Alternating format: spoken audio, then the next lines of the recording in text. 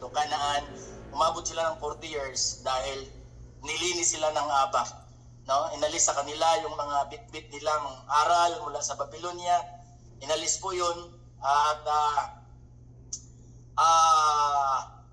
marami pong nawala sa kanila. Sa 40 years, 2019 pababa, yan lang po ang nakarating at si Joshua and Caleb.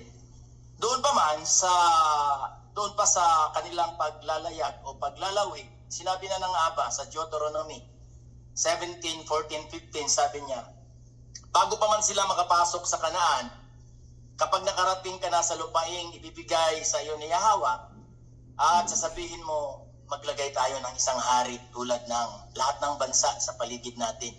Dapat mong italaga ang hari at pipiliin ni Yahweh. So, meron na nakita na ni Aba na ang kanyang mga pinili niya ay magkaroon talaga ng pagnanasa. Noon pa man, malayo pa sila, hindi pa sila nakarating.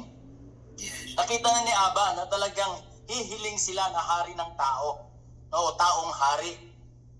Ngayon, ang ibig sabihin, inasahan po ng alahayam na darating ang panahon na hihingi talaga sila ng tao bilang hari.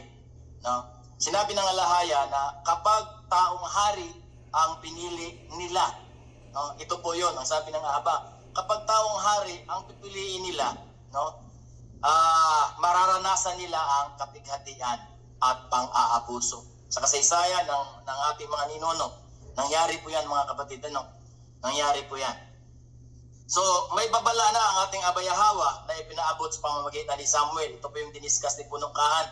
Nais ko lang balikan dahil napakaganda po nito. Kasi ang sabi ng ating dakilang alahaya, kapag tao ang maghari sa inyo, ang mangyari po sa inyo, kukunin ng hari ang kanilang mga anak para gawing kawal. Yan po ang mangyayari po. Kaya excuse mo mga batid, talagang may antibiotic ako ngayon. Inatake na naman tayo ng ubo. Tuloy lang po tayo. Nakita na ni Aba na kapag tao ang maghari sa inyo, ay kukunin niya ang inyong mga anak at gawing kawal. Ano pa? Kukunin ang kanilang mga bukirin at ani. Imagine nyo po yan.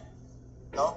Kapag hari yung ating tao ang ating maging hari, no? Ang ating mga anak, di natin pwedeng hindi ibigay.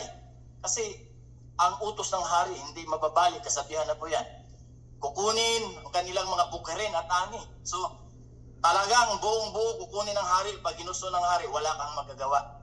Maglalagay ng mabibigat na buwis o magpapataw ng mabibigat na buwis. Ang sabi ng Aba, kapag mangyari yan, katakot-takot na buwis ang mangyayari dyan. Ang gagawin silang mga lingkod, no? Gagawing mga alipin.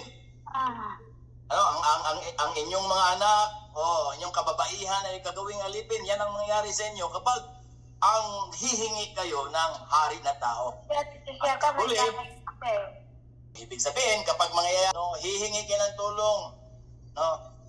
Kaya ba, ngunit hindi kayo pakikinggan ni Yahweh. Dahil nagsabi na siya no? Kaya ipinangako ng alahaya na kapag mas pinili nila ang tao kaysa kanya bilang hari, mararanasan nila ang paghihirap dala ng pamumuno ng tao.